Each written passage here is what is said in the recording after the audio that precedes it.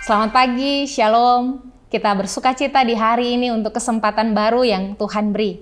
Mari kita belajar firman supaya kita hidup taat dan setia kepada Tuhan. Mari berdoa.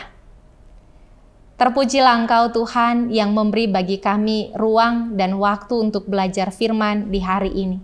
Karuniakanlah bagi kami hikmat dan pengertian, supaya kami dapat memahami firman-Mu dengan benar, serta melakukannya di sepanjang aktivitas kami.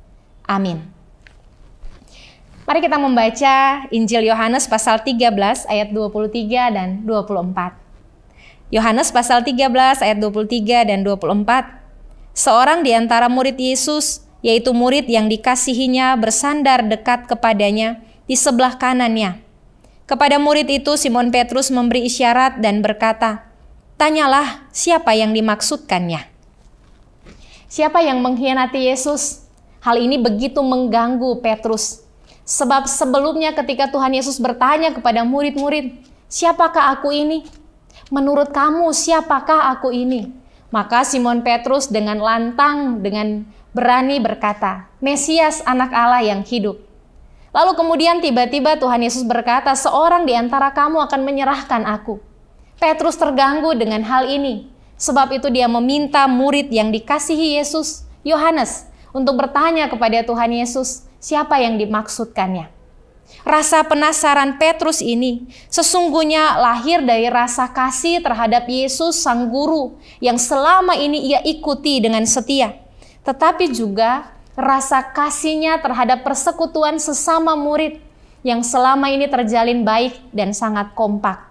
Siapa yang akan mengkhianati, yang akan merusak persekutuan ini?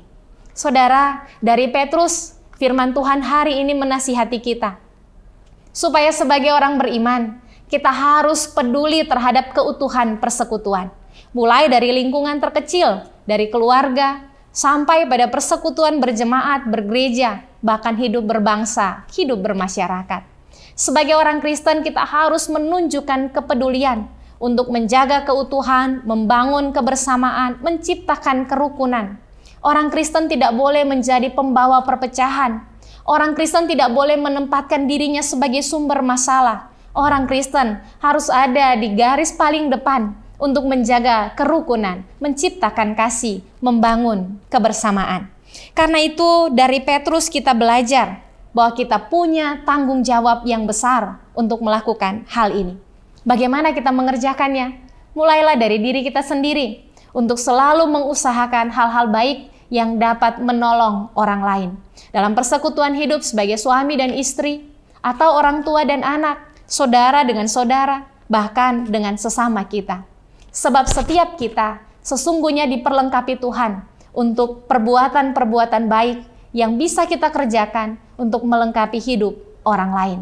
Jangan biarkan hidup kita menjadi sumber masalah, tetapi mari jadikan hidup kita sebagai alat berkat Tuhan. Tuhan kiranya menolong kita. Mari berdoa. Terima kasih Tuhan untuk nasihat firman-Mu. Ajar kami untuk selalu memiliki kepekaan dan kepedulian terhadap persekutuan-Mu, persekutuan umat-Mu, baik yang ada di tengah kehidupan keluarga kami, tapi juga dalam berjemaat dan bermasyarakat, supaya kami hadir membawa kebaikan bagi sesama.